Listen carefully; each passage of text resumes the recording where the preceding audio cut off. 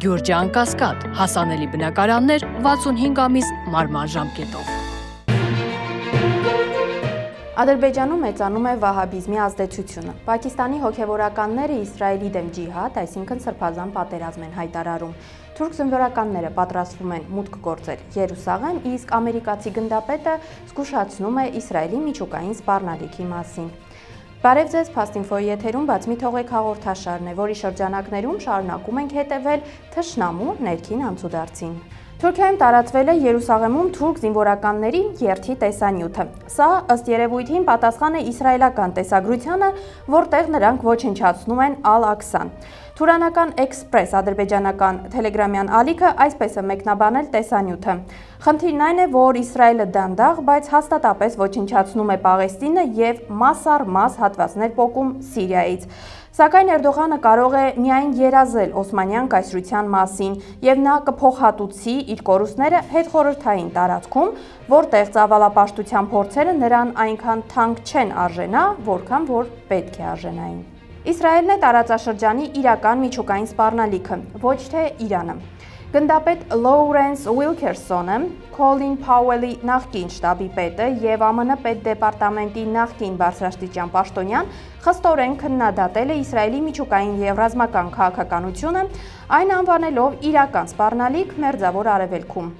Միջուկային զենքի առումով Իսրայելը մեկուսացված պետություն է։ Այն ոչ հաստատում, ոչ հերքում է զինանոցի առկայությունը։ Նա միջուկային զենքի չտարածման պայմանագրի կողմ չէ եւ չի համապատասխանում ստուգման արձանագրություններին։ Ի տարբերություն Իրանի, որը հստակորեն գործում է միջազգային նորմերի եւ գործողությունների համատեղ համապարփակ համաձայնագրի շրջանակներում։ Գնդապետը հավելել է, որ Իսրայելը ոչ միայն անթափանց է գործում, այլև խախտում է հիմնական միջուկային պարտավորությունները։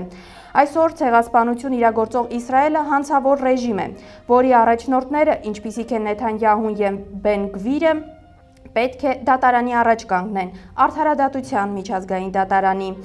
Ամերիկան այդ զենքը տվել է Իսրայելին եւ պետք է հետ քաշի դրանք։ Ոչ ոք չպետք է երկխոսության առևտրի մեջ մտնի եւ կապեր հաստատի Իսրայելի հետ, պնդում է գնդապետը։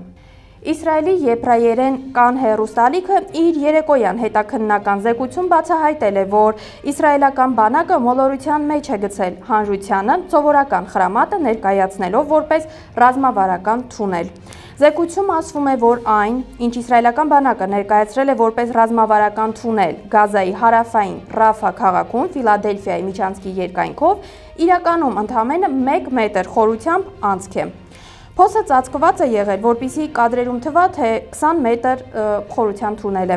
Թունելի հայտնաբերման կեղծման նպատակն էր արդարացնել Ռաֆայում ռազմական գործողության շարունակությունը եւ խափանել պաղեստինյան դիմադրության հետ գերիների փոխանակման բանակցությունների գործընթացը։ Ադրբեջանում օրեցօր մեծանում է սալաֆիզմի կամ վահաբիզմի ազդեցությունը, որը սպառնում է ոչ միայն Իրանին, այլև հարևան մյուս երկրների անվտանգությանը։ Այս մասին ահազանգում է Իսլամական հեղափոխության պահապանների կորպուս կոչվող թելեգրամյան ալիքը։ Մինչ Ադրբեջանի իշխանությունները շիաներին արգելում են սքոարարողություններ անցկացնել շիաների համար սրբազան համարվող Մուհարամ ամսին, նրանք ընդհակառակը լիովին ազատություն են տալիս սալաֆիական գաղափարախոսության կողմնակիցներին։ Վահաբիները ազատորեն հավաքվում են ցանկացած վայրում, կոլեկտիվ աղոթք են կատարում, միջոցառումներ են կազմակերպում եւ հյուրեր հրավիրում արտասահմանից, գրում է ալիքը։ Պակիստանի հոգևորականները պաշտպանել են Իսրայելի դեմ ջիհադի, այսինքն սրբազան պատերազմի մասին ֆեթվան։ Երկրի առաջատար աստվածաբաններից մեկը, Մուհամմադ Թակի Ուսմանին, հայտարարել է. այսօր մենք պետք է հավաքվենք ոչ թե այստեղ, այլ Գազայում։ Ինչի համար են մուսուլմանական երկրների բանակներն ու զենքերը։ Ջիհադը բոլոր մահմեդական կառավարությունների պարտականությունն է։ Ադրբեջանում ծանր դատավճիռ է կայացվել լրտես Իվան Սվետլիչնիի դեմ։ Բաքվի ծանր հանցագործությունների դատարանում ավարտվել է արեստացին Ադրբեջանի քաղաքացի Իվան Նիկոլաևիչ Սվետլիչնիի դատավարությունը։ Ինչպես հայտնում է Հաքինազը, դատանի որոշման Սվետլիչնին դատապարտվել է ազատազրկման 16 տարի, 1 ամիս ժամկետով։ Նշենք, որ նա մեղադրվում է դիտավորյալ դավաճանության մեջ լրտեսության տեսքով, ի վնաս պետական անվտանգության, ինքնիշխանության եւ պաշտպանունակության, ինչպես նաեւ օտարերկրյա հետախուզական ծառայություններից հանձնարարություններ կատարելու մեջ։ Արեստացին Ադրբեջանում պատգամավորը եւ երիտասարդները բողոքում են քաղաքացիական ծառայության ընդունման համակարգում տիրող քաոսից։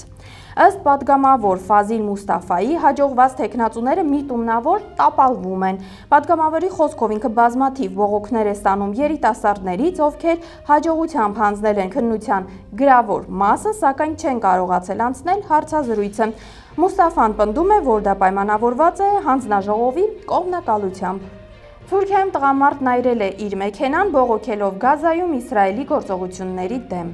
Միջադեպը տեղի է ունեցել Սաքարիայում։ Տղամարդը չի բացատրել, թե ինչպես է իր մեքենան կապված հակաիսրայելական արշավի հետ, սակայն նշել է, որ մեքենան ապառիկ է ձեռք բերել։ Թուրքիան տուգանել է սպորտային կոշիկների հայտնի ապրանքանիշը խոզի կաշվի համար։ Թուրքիայի առևտրի նախարարությունը New Balance-ի նկատմամբ 1,73 միլիոն թուրքական լիրա, այսինքն մոտ 45,000 ԱՄՆ դոլար տուգանք է սահմանել սպառողներին չտեղեկացնելու համար, որ իր որոշ ապրանքներում խոզի կաշի է օգտագործում։ Ադրբեջանում գնաճը արագացել է, ցորենի կարագի շաքարավազի ներմուծումը կտրուկ աճել է։ Այդ երկրի պետական վիճակագրական կոմիտեի հրապարակած վերջին տվյալների համաձայն 2025 թվականի մարտին սպառողական գներն աճել են 5,9%, 2024 թվականի մարտի համեմատ։ Այսպես, բարենային ապրանքները, խմիչքները եւ ծխախոտը թանկացել են 6,5%, ոչ բարենային ապրանքները 2,8%, իսկ բնակչությանը մատուցվող վճարովի ծառայությունները 7,5%։